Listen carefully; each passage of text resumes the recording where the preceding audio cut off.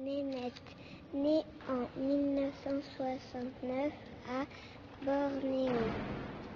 Dans ce film, il n'y a pas de poursuite en voiture. Arrivé à la ménagerie du Jardin des Plantes le 16 juin 1972. C'est un film au rythme assez lent. Ça n'est pas un documentaire animalier au sens où on peut en voir, comme on peut en voir quelquefois à la télévision. Je vous invite à une sorte de face-à-face avec un animal.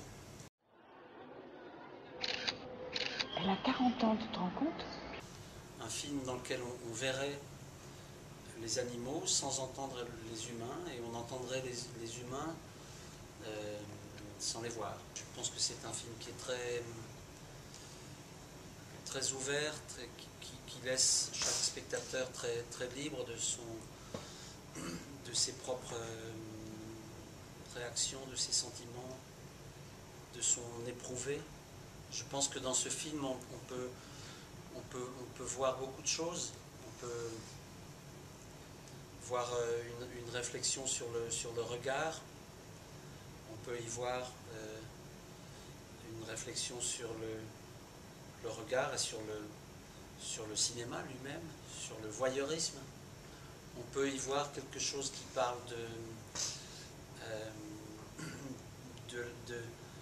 de la relation homme-animal, de ce que nous avons d'animalité, de ce qui nous rapproche et nous sépare.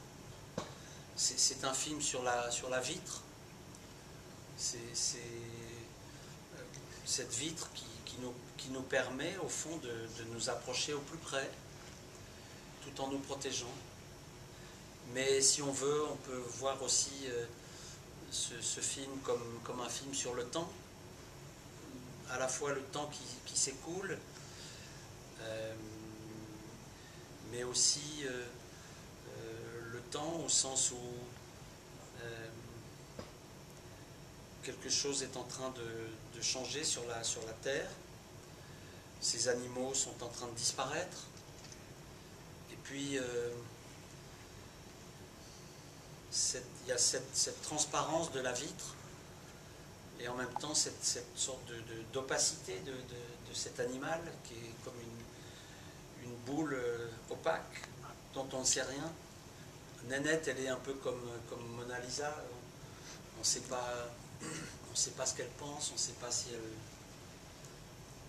si elle sourit ou pas. Tous les visiteurs parlent d'elle, mais à l'arrivée, on n'en sait guère plus sur elle.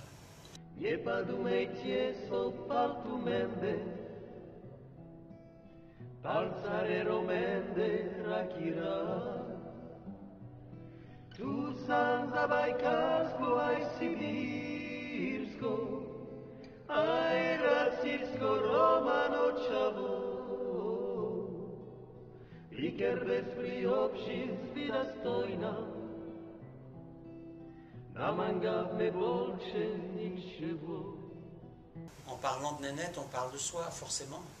C'est inévitable. On lui prête des sentiments, des pensées, ce qu'on veut, on lui prête des choses, mais elle reste, elle, comme une surface lisse sur laquelle viennent s'inscrire nos propres idées, nos propres fantasmes.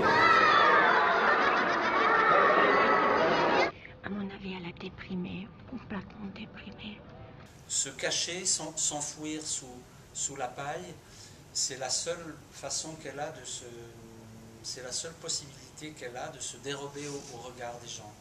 Elle est livrée au regard 365 jours par an depuis 38 ans. Et sa vie est réglée sur le rythme des visiteurs. Elle se réveille une demi-heure avant l'arrivée des visiteurs et dès que le zoo ferme, elle fait son nid et elle se couche. Tu vas peut-être son mari, il est mort déjà.